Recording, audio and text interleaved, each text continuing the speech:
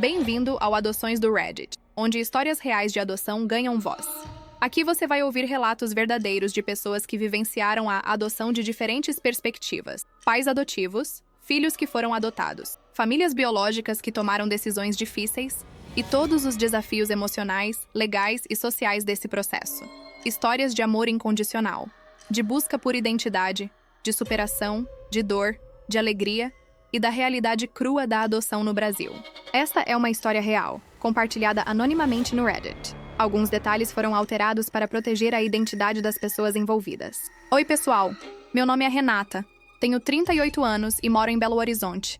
Há 6 meses, minha vida virou de cabeça para baixo quando eu descobri por acidente, através de um exame de sangue de rotina, que o menino que eu criei durante 12 anos como meu filho não é meu filho biológico e que em algum momento na maternidade houve uma troca.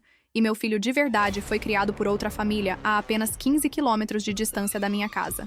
E desde então, eu vivo num pesadelo acordado, onde eu preciso decidir entre o menino que eu amo com toda a minha alma, mas que não tem meu sangue, e o menino que tem meu sangue, mas que é um completo estranho para mim, enquanto a justiça, os advogados, os psicólogos e todo mundo ao redor fica me pressionando para tomar uma decisão que vai destruir vidas de qualquer jeito que eu escolha. Essa história é sobre o dia em que eu descobri que maternidade não cabe em exame de DNA. É sobre a dor de olhar para o filho que você criou e se perguntar se ele ainda é seu. É sobre conhecer um menino de 12 anos que tem seu nariz e seu sorriso, mas que te chama de senhora. É sobre a culpa que corrói por dentro, quando você percebe que não sente nada por aquele menino mesmo sabendo que ele saiu de você. É sobre 2 famílias destruídas por um erro que ninguém planejou. É sobre advogados falando de guarda e visitação como se criança fosse objeto que se divide no meio. É sobre noites sem dormir, olhando para o teto e se perguntando o que é certo quando não existe resposta certa. E é sobre aprender da forma mais dolorosa possível que amor não mora no sangue. Amor mora na presença, no cuidado, nas noites em claro, nos curativos, nas broncas, nos abraços, e que descobrir a verdade às vezes dói mais do que viver na mentira.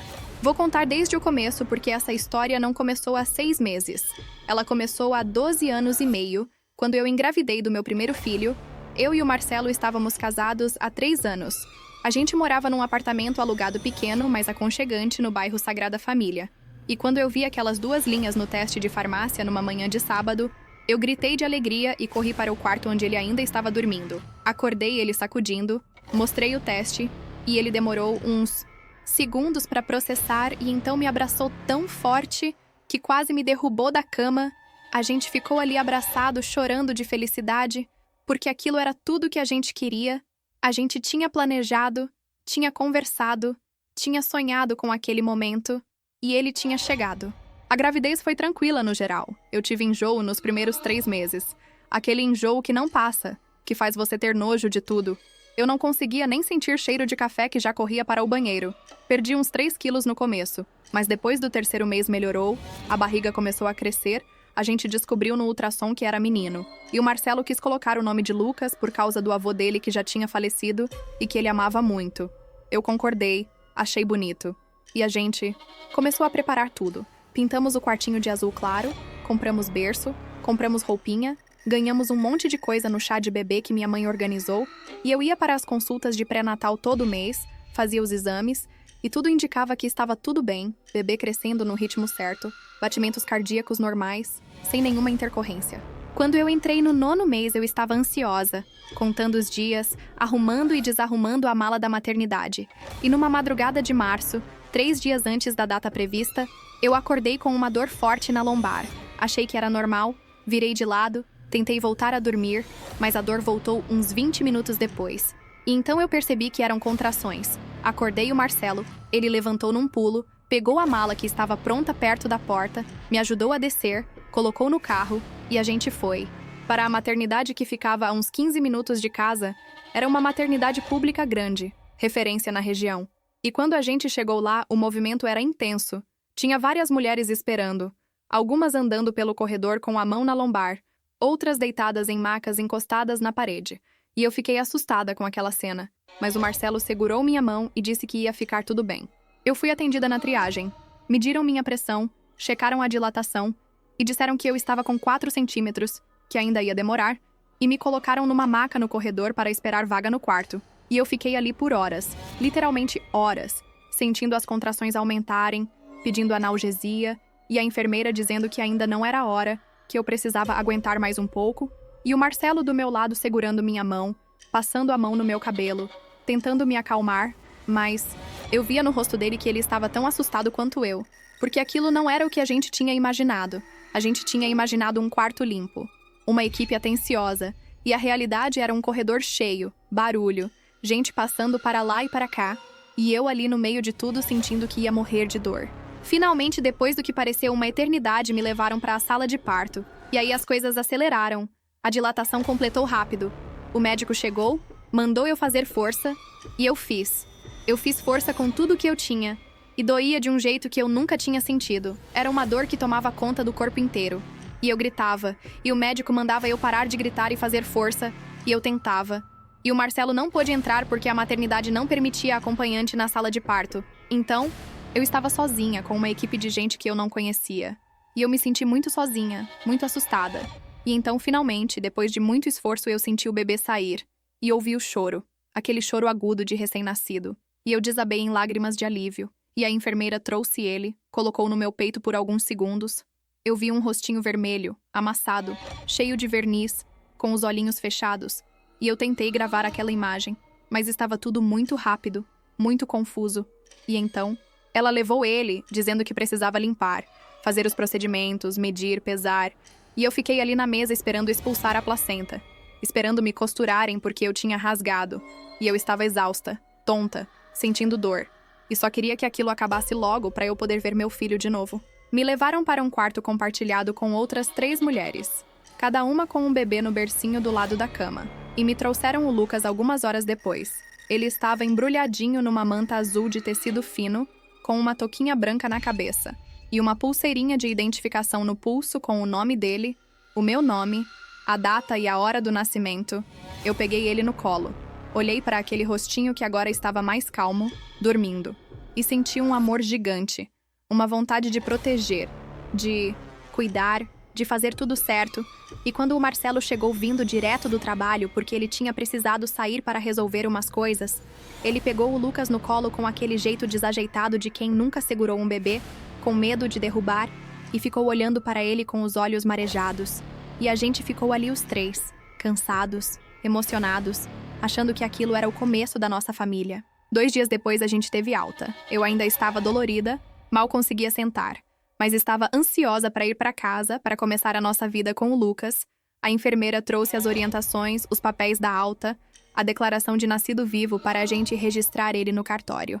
E a gente saiu dali com o bebê na cadeirinha do carro, dirigindo devagar, com cuidado. E quando a gente chegou em casa e colocou ele no berço que estava preparado há semanas, eu sentei na poltrona de amamentação e fiquei olhando para ele dormir, e pensei que aquilo era a coisa mais perfeita do mundo. Os primeiros meses foram difíceis, como são para todo mundo. O Lucas chorava muito à noite. Eu não conseguia dormir. A amamentação foi complicada no começo porque ele não pegava direito o peito. Eu tive fissura, sangrava, doía horrores. Mas eu insistia porque todo mundo falava que era importante. Até que com a ajuda de uma consultora de amamentação a gente conseguiu acertar a pega e melhorou. Ele tinha cólicas terríveis. Aquelas cólicas que fazem o bebê gritar e encolher as perninhas. E eu e o Marcelo passávamos horas fazendo massagem na barriga dele, dando remedinho, colocando ele de bruços no nosso colo. E era exaustivo, mas a gente ia levando. E aos poucos as coisas foram se ajeitando. O Lucas começou a dormir melhor. As cólicas diminuíram. Ele começou a sorrir, e aquele sorriso banguela era a coisa mais linda do mundo. Apagava todo o cansaço. Quando o Lucas tinha uns 4 meses, eu voltei a trabalhar meio período.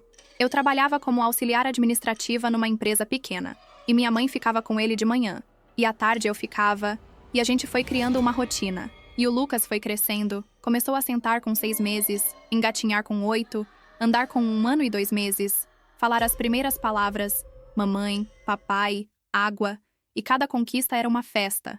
A gente filmava tudo, tirava foto de tudo, postava no Facebook, e a família toda acompanhava. Minha mãe era apaixonada pelo Lucas, meu pai também. A mãe do Marcelo ia lá em casa toda semana levar comida e ficar com o neto. E o Lucas era uma criança feliz, saudável, esperta, falante, carinhosa. daquelas que abraça todo mundo, que ri fácil, que faz festa quando vê a gente chegar. Conforme ele foi crescendo, eu comecei a notar que ele era bem diferente de mim e do Marcelo fisicamente. Eu sou morena, cabelo castanho escuro, olhos castanhos escuros, pele que bronzeia fácil. O Marcelo também é moreno, cabelo preto, olhos castanhos, e o Lucas era loiro. Loiro claro, daquele loiro quase branco quando bebê, que foi escurecendo um pouco conforme ele cresceu, mas continuou loiro, e os olhos dele eram claros, esverdeados, e a pele bem branquinha que ficava vermelha no sol, e todo mundo comentava: "Nossa, como ele é clarinho! Puxou quem?" E a gente falava que tinha puxado o avô paterno do Marcelo, que era descendente de italiano, e era mais claro.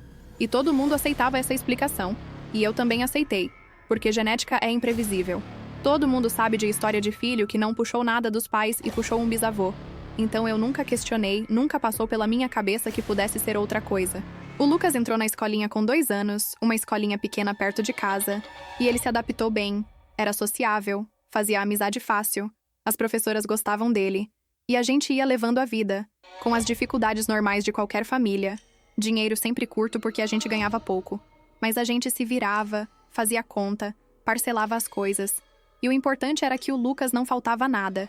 Ele tinha roupa, tinha comida, tinha brinquedo, tinha carinho, e ele era feliz.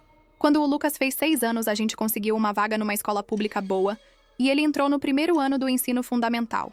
E continuou indo bem, era bom aluno, prestava atenção, fazia a lição, tirava nota boa, e eu era aquela mãe presente. Ia em todas as reuniões, ajudava na lição de casa, levava e buscava na escola, e o Marcelo também participava. Ia nos eventos, jogava bola com ele no fim de semana, e a gente era uma família normal, feliz dentro das nossas possibilidades. Quando o Lucas estava com 10 anos, ele começou a reclamar de dores nas pernas, principalmente à noite.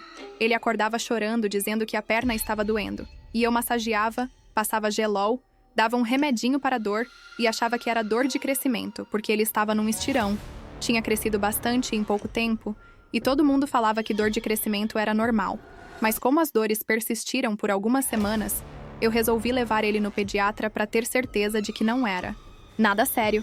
E o pediatra examinou, perguntou um monte de coisa e disse que provavelmente era dor de crescimento mesmo, mas que para descartar qualquer outra coisa ele ia pedir uns exames de sangue de rotina, hemograma completo, para ver se não tinha anemia ou alguma deficiência de vitamina que pudesse estar causando as dores. A gente fez os exames num laboratório da rede pública, colheu o sangue do Lucas, ele chorou um pouco na hora da picada, mas foi corajoso, e a gente foi para casa esperar o resultado que ia ficar pronto em uma semana. E quando saiu o resultado, eu fui buscar, abri ali mesmo no laboratório, e vi que estava tudo normal. Hemoglobina normal, leucócitos normais, plaquetas normais, tudo dentro da faixa. E eu fiquei aliviada. Levei o resultado para o pediatra, ele olhou e confirmou que estava tudo bem, que era dor de crescimento mesmo, que ia passar, e realmente passou. Algumas semanas depois, o Lucas parou de reclamar e a gente esqueceu o assunto. Só que uns 2 meses depois daquele exame, eu recebi uma ligação do laboratório. Era uma moça da área administrativa. Ela disse que estava ligando para confirmar uns dados porque tinha dado uma inconsistência no sistema deles. E eu perguntei que inconsistência. E ela ficou meio sem graça e disse que era sobre o exame do Lucas, que tinha dado uma incompatibilidade no sistema de tipagem sanguínea. E eu não entendi. Perguntei o que isso significava. E ela disse que provavelmente era erro do sistema, mas que precisava confirmar se o Lucas era meu filho biológico ou se era adotado. E eu gelei, senti um frio na espinha, e disse que ele era meu filho biológico, que eu tinha parido ele. E ela pediu desculpas. Disse que então era erro do sistema mesmo, que ia reportar para a equipe técnica. E desligou, e eu fiquei ali parada, segurando o telefone com a mão tremendo, sem entender direito o que tinha acabado de acontecer. Eu fui para casa com aquilo martelando na cabeça. Incompatibilidade de tipagem sanguínea? O que isso queria dizer? Eu tentei pesquisar no Google, mas não achei nada muito claro. E quando o Marcelo chegou do trabalho, eu contei para ele. E ele disse que era besteira, que laboratório erra o tempo todo, que provavelmente tinham trocado alguma amostra ou digitado algum dado errado no sistema, e que eu não devia ficar preocupada com isso. E eu tentei acreditar nele, tentei esquecer, mas aquilo ficou incomodando. Era como uma pedrinha no sapato que você tenta ignorar, mas que continua ali machucando. Algumas semanas depois eu estava no Facebook. Era um sábado à tarde. O Lucas estava no quarto jogando videogame. O Marcelo tinha saído para resolver umas coisas. E eu estava rolando o feed distraída quando vi uma foto no grupo de pais da escola do Lucas. Era uma foto da festa junina que tinha acontecido na semana anterior. Tinha várias crianças na foto, e no meio delas tinha um menino que me fez parar de rolar. Eu olhei para aquele menino e senti um aperto no peito. Ele era muito parecido com o Marcelo. Muito mesmo. A mesma sobrancelha grossa, o mesmo formato de rosto quadrado, o mesmo sorriso meio torto. E eu ampliei a foto, olhei de novo, e a semelhança era impressionante. Eu olhei a legenda da foto para ver se tinha o nome das crianças, mas não tinha. Então eu fui nos comentários e vi que uma mãe tinha marcado o filho dela. E eu cliquei no perfil dela, o nome era Patrícia. E eu fui fuçar. Entrei nas fotos dela e achei várias fotos daquele menino. O nome dele era Gabriel. E eu fui olhando as fotos e em todas elas eu via o Marcelo. Era impressionante. E então eu vi uma foto antiga, de quando o Gabriel era bebê, e a legenda dizia meu príncipe no dia que a gente saiu da maternidade.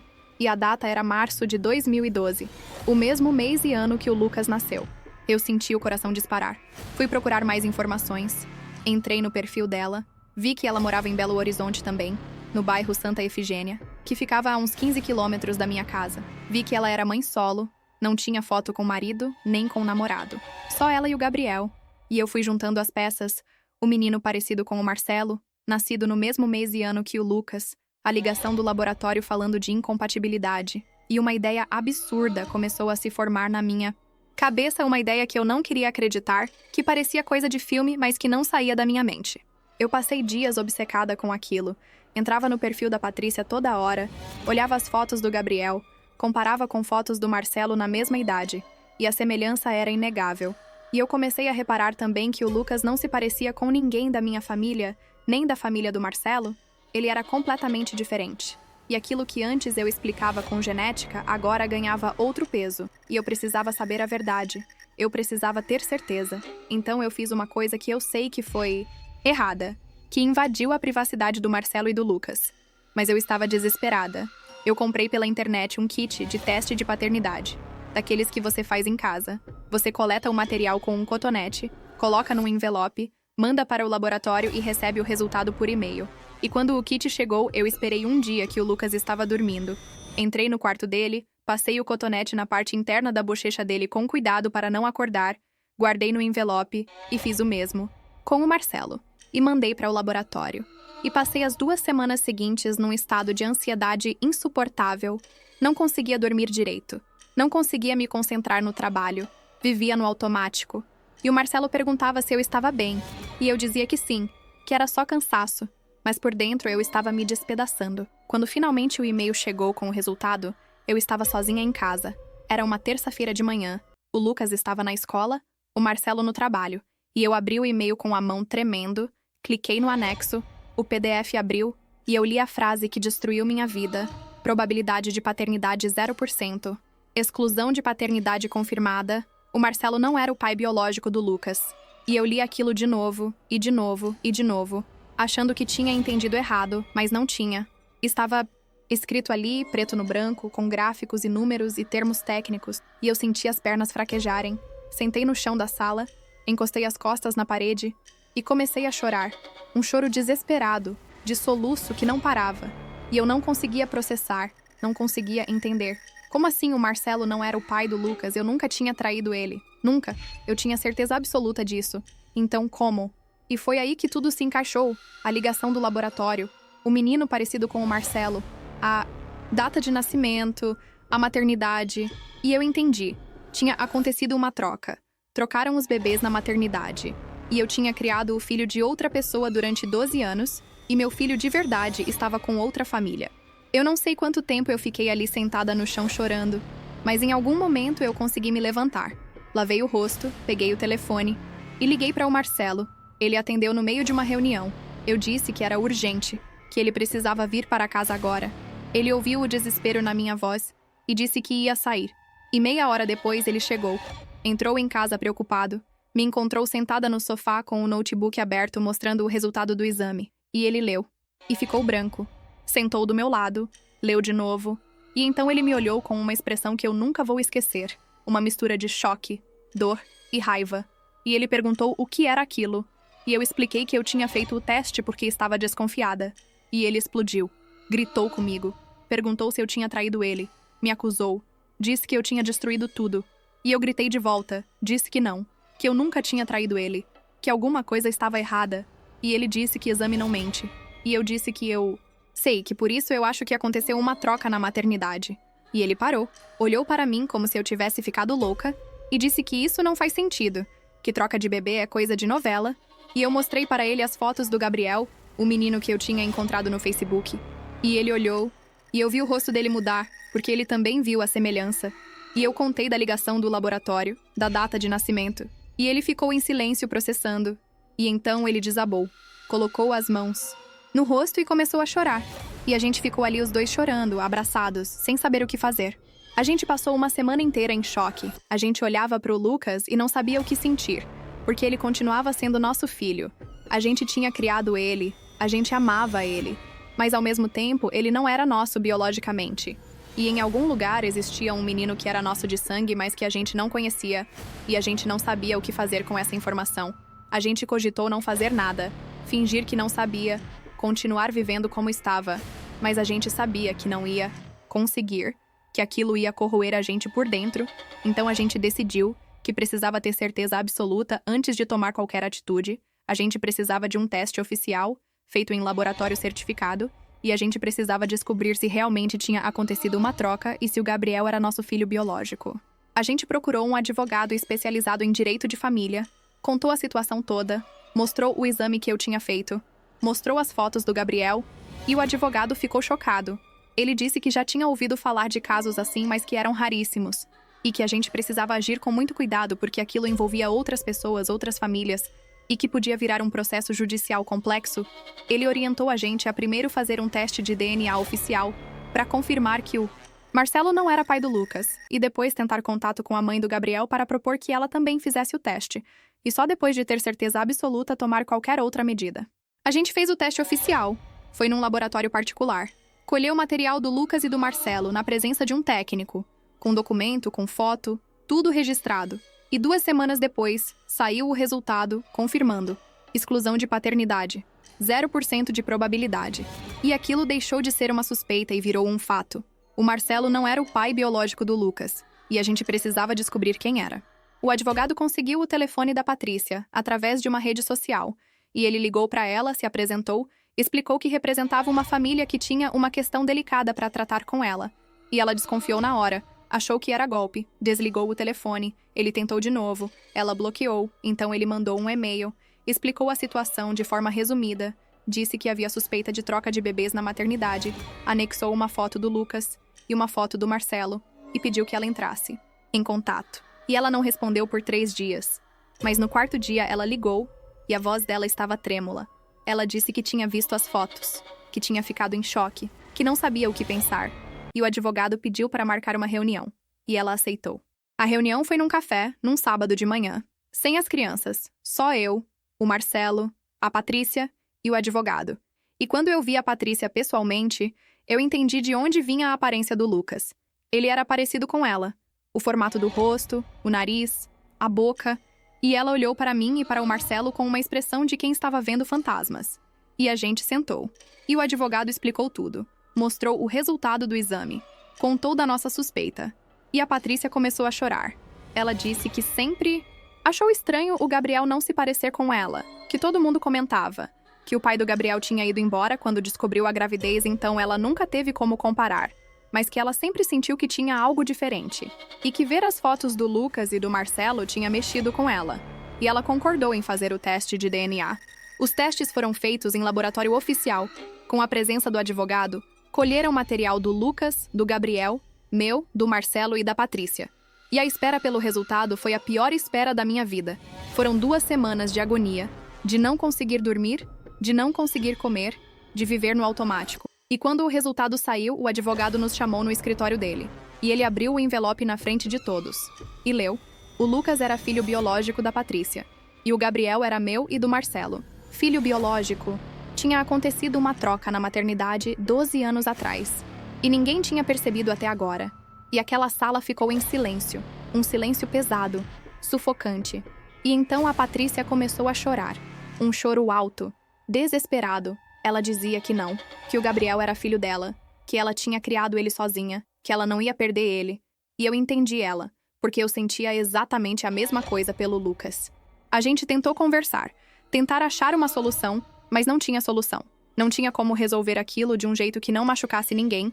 O advogado explicou que juridicamente aquilo era um caso complexo, que não existia jurisprudência clara no Brasil, que provavelmente ia precisar de decisão judicial, e que o juiz ia levar em consideração o melhor interesse das crianças, e que o mais provável era que as crianças continuassem com as famílias que as criaram, mas que fosse estabelecido algum tipo de convivência com as famílias biológicas. Mas antes de qualquer coisa judicial, a gente precisava contar para as crianças. E aquilo era a parte mais difícil. Como contar para um menino de 12 anos que ele foi trocado na maternidade, que os pais que ele conhece não são os pais biológicos dele. Como fazer isso sem destruir ele? A gente decidiu que cada família ia contar para o próprio filho, com apoio de psicólogo. Então a gente marcou uma sessão com a psicóloga que já atendia o Lucas esporadicamente, contou para ela a situação, ela ficou chocada, disse que nunca tinha atendido um caso assim, mas que ia ajudar. E num sábado à tarde, a gente sentou com o Lucas na sala da psicóloga. E contou.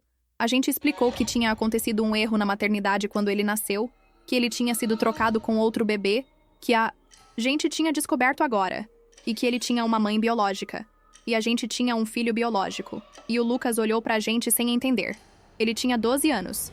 Ele era inteligente. Mas aquilo era grande demais. Ele demorou pra processar. E então ele perguntou se a gente ainda era os pais dele. Se a gente ainda amava ele. E eu abracei ele com tanta força. Eu disse que sim, que ele era nosso filho, que nada ia mudar isso, que a gente amava ele mais do que tudo no mundo. E ele começou a chorar e perguntou se a gente ia devolver ele. E eu disse que não, que nunca, que ele ia continuar morando com a gente, que ele era nosso. E ele chorou no meu colo, e eu chorei junto. E o Marcelo chorou. E a psicóloga precisou intervir várias vezes para acalmar todo mundo. A Patrícia contou para o Gabriel também, com a ajuda de um psicólogo, e a reação dele foi parecida. Choque, choro, medo de perder a mãe, e a gente combinou de fazer um primeiro encontro, as duas famílias juntas, num lugar neutro, com acompanhamento psicológico, e foi marcado para um sábado num parque. E aquele dia foi surreal. A gente chegou no parque, eu vi a Patrícia de longe com o Gabriel do lado, e meu coração disparou. Eu olhei para aquele menino e tentei sentir alguma coisa. Tentei sentir que ele era meu filho. Mas eu não senti, ele era um estranho. Um menino bonito, educado, mas um estranho. E quando a gente chegou perto e ele olhou pra mim, eu vi meus olhos nele, eu vi meu nariz, eu vi traços da minha mãe. E aquilo foi chocante. Mas ainda assim eu não senti amor, eu não senti conexão. E isso me encheu de culpa. O Lucas estava do meu lado segurando minha mão com força, olhando para o Gabriel com medo. E o Gabriel olhava para a gente com a mesma expressão. E a Patrícia estava visivelmente desconfortável. E a psicóloga que estava mediando tentou quebrar o gelo. Sugeriu que a gente sentasse, que conversasse, e a gente sentou num banco. E ficou aquele silêncio constrangedor, até que o Marcelo tentou puxar conversa. Perguntou para o Gabriel o que ele gostava de fazer. E ele respondeu baixinho que gostava de jogar videogame. E o Marcelo disse que o Lucas também gostava. E os dois meninos se olharam. E ficou naquilo. Respostas curtas, clima tenso. E depois de 1 hora, a gente foi embora. E no carro de volta para casa, o Lucas estava quieto. E eu perguntei se ele estava bem. E ele disse que não sabia, que estava confuso. E eu disse que eu também estava. A gente combinou de fazer encontros regulares, 1 vez por semana, para as crianças irem se conhecendo e para a gente tentar construir algum tipo de relação. E foram meses de encontros estranhos, forçados, onde ninguém sabia direito como agir. O Lucas ia porque a gente pedia, mas ele deixava claro que não queria estar ali. Ele era educado com a Patrícia, mas distante. E com o Gabriel, ele mal conversava. E o Gabriel era parecido. Ele respondia quando a gente perguntava alguma coisa, mas não abria. Conversa, ficava no celular, olhava para a Patrícia como quem pede socorro. E eu tentava me aproximar dele. Tentava criar algum vínculo. Perguntava sobre escola, sobre amigos, sobre o que ele gostava de comer. Mas ele respondia com monossílabos. E eu via que ele não queria aquilo. Ele não queria outra mãe. Ele já tinha mãe, e aquilo doía. Doía muito, porque eu queria sentir alguma coisa por ele. Eu queria que o instinto materno falasse mais alto, mas não falava. Enquanto isso, o processo judicial começou, porque a maternidade foi notificada, e eles abriram uma investigação interna, chamaram a gente para depor, chamaram a Patrícia, puxaram os registros de 12 anos atrás e confirmaram que tinha acontecido uma troca, que no dia que eu e a Patrícia demos à luz tinha muito movimento, muitos bebês nascendo ao mesmo tempo, e que uma enfermeira tinha trocado as pulseiras de identificação, tinha colocado a pulseira do meu bebê no bebê da Patrícia e vice-versa. E ninguém tinha percebido. E os bebês tinham ido para os quartos errados, e as mães tinham levado os bebês errados para casa, e a maternidade assumiu a responsabilidade, reconheceu o erro e ofereceu indenização, mas dinheiro não resolvia nada. Dinheiro não apagava 12 anos, não curava a dor, não resolvia o buraco que tinha se aberto na vida de todo mundo. O juiz determinou que as crianças passassem por avaliação psicológica completa e que a gente também passasse. E foram meses de terapia, de sessões onde a psicóloga fazia perguntas difíceis, remexia em feridas, tentava entender o que cada um sentia. E o laudo final foi claro. Tanto o Lucas quanto o Gabriel tinham um vínculo afetivo forte e consolidado com as famílias que os criaram.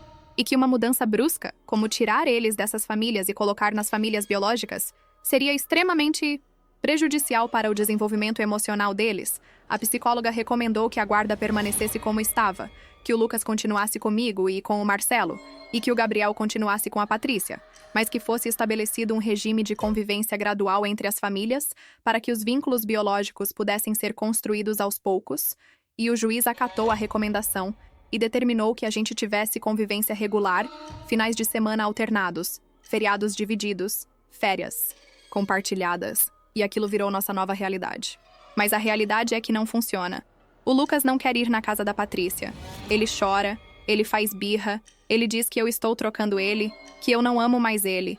E eu preciso explicar de novo e de novo que não, que ele continua sendo meu filho, que eu amo ele, que nada mudou, mas que o Gabriel também é meu filho de sangue e que eu preciso conhecer ele. Mas a verdade que eu não falo para o Lucas é que eu não sinto que o Gabriel é meu filho. Eu olho para ele e vejo um menino educado, inteligente, bonito. Mas eu não sinto aquele amor visceral, aquela vontade de proteger, aquela conexão. E isso me enche de culpa, porque ele saiu de mim, ele tem meu DNA. Ele cresceu dentro de mim durante 9 meses. Ele deveria ser meu, mas ele não é. Ele é filho da Patrícia. Ela criou ele. Ela cuidou dele. Ela é a mãe dele. E eu sou só uma estranha que apareceu na vida dele e bagunçou tudo. O Marcelo sente a mesma coisa. Ele tenta, ele realmente tenta. Ele leva o Gabriel pra jogar bola. Ele conversa sobre escola, sobre videogame. Mas é forçado. Não tem naturalidade. Não tem aquela cumplicidade que ele tem com o Lucas. E a gente volta pra casa depois desses encontros exaustos emocionalmente. E a gente se olha e não precisa falar nada. A gente sabe que está sentindo a mesma coisa. Culpa, tristeza, frustração. E tem o outro lado. Quando o Lucas vai passar o final de semana na casa da Patrícia, eu fico angustiada. Eu ligo várias vezes. Eu mando mensagem perguntando se ele está bem, se ele comeu, se ele quer que eu vá buscar. E a Patrícia responde sempre com educação, mas eu sinto que ela também está sofrendo. Ela também não quer dividir o filho dela. Ela criou o Gabriel sozinha, sem ajuda de ninguém. Ela é tudo pra ele. E de repente apareceu a gente querendo um pedaço. E o Gabriel deixa claro que não. Quer. Ele é educado comigo, me chama de Renata, nunca de mãe. E quando eu tento abraçar ele ou fazer um carinho, ele fica duro, desconfortável. E aquilo dói. Dói de um jeito que eu não sei explicar, porque eu queria sentir alguma coisa. Eu queria que o sangue falasse mais alto, mas não fala. Sangue não cria vínculo. Presença cria.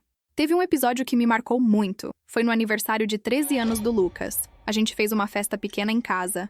Chamou os amigos da escola dele. Fez bolo, salgadinho, refrigerante. E por determinação judicial, a Patrícia e o Gabriel foram convidados. E foi constrangedor desde o começo.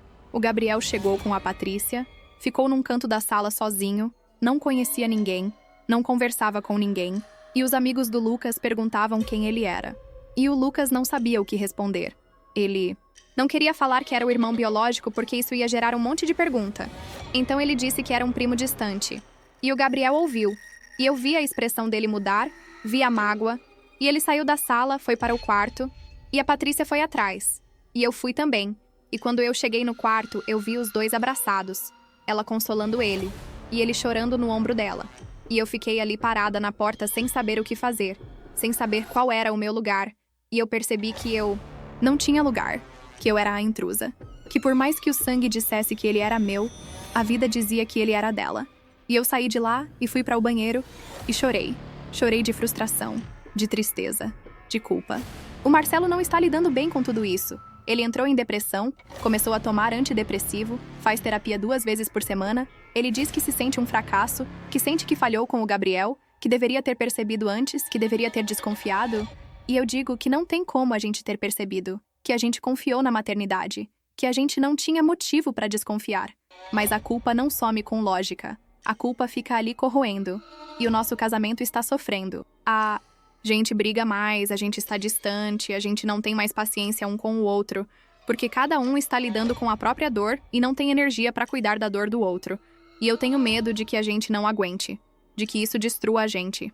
Eu passei meses em terapia tentando entender o que eu sinto, tentando lidar com a culpa. E a minha terapeuta me disse uma coisa que me libertou e me destruiu ao mesmo tempo. Ela disse que maternidade não é biologia. Maternidade é construção diária, é presença, é cuidado, é vínculo, é acordar de madrugada quando a criança está com febre, é fazer lição de casa junto, é brigar porque não quer escovar os dentes, é abraçar quando está triste, é comemorar as conquistas, é estar presente nos dias bons e nos dias ruins. E que é completamente normal eu não sentir nada pelo Gabriel porque eu não construí isso com ele. Eu não vivi esses 12 anos com ele. Eu não conheço ele. E que é completamente normal eu amar o Lucas com toda a minha alma porque eu construí isso com ele durante 12 anos, eu estive presente, eu cuidei, eu criei, e que o DNA não apaga nem cria amor, e ouvir isso me deu permissão para aceitar o que eu sentia sem tanta culpa, mas também me encheu de tristeza porque eu queria que fosse diferente, eu queria olhar para o Gabriel e sentir que ele é meu filho, mas eu não sinto, e talvez eu nunca sinta. A Patrícia e eu temos uma relação estranha, a gente não é amiga, a gente não é inimiga. A gente é 2 mulheres que estão presas numa situação que nenhuma das 2 escolheu. A gente se respeita. A gente tenta fazer o melhor para as crianças. Mas tem uma tensão sempre. Porque no fundo a gente está disputando espaço, disputando amor, disputando o título de mãe. E nenhuma das 2 quer abrir mão. E eu entendo ela. Porque eu sinto a mesma coisa. E às vezes eu olho para ela e penso que a gente podia ser aliadas. Que a gente podia se apoiar. Mas a dor é grande demais. A ferida é funda demais, e a gente não consegue. A indenização da maternidade saiu. Foi um valor alto, mais de R$200 mil para cada família. E a gente dividiu. Metade para mim e para o Marcelo, metade para a Patrícia. E esse dinheiro está guardado numa poupança para os meninos, para a faculdade, para o futuro. Porque a gente não quer esse dinheiro. Dinheiro não paga o que a gente perdeu, não devolve os 12 anos, não apaga a dor, não resolve o buraco que se abriu na vida de todo mundo. Hoje, 6 meses depois da descoberta, a gente vive numa rotina que funciona no papel, mas que é dolorosa na prática. O Lucas continua morando comigo e com o Marcelo. Ele está fazendo terapia toda semana. Ele melhorou um pouco. Ele aceita melhor os encontros com a Patrícia, mas ainda deixa claro que ela não é a mãe dele, que ele já tem mãe. E o Gabriel continua morando com a Patrícia. Ele também está em terapia. Ele é educado nos encontros com a gente, mas não cria vínculo. Não me chama de mãe. Não abraça, não abre o coração, e eu aceitei que talvez esse vínculo nunca venha, que talvez eu nunca seja mãe dele de verdade. E isso dói todos os dias, mas é a realidade, e eu preciso aprender a viver com isso. Se eu pudesse dar algum conselho para alguém que está passando por algo parecido, por mais improvável que seja, eu diria primeiro que procure ajuda psicológica imediatamente. Para você, para seu parceiro, para as crianças, porque isso é um trauma gigante. E ninguém passa por isso sozinho. Respeite o tempo das crianças. Não force vínculo. Não force amor. Deixe acontecer naturalmente. Ou aceite que talvez não aconteça. E está tudo bem.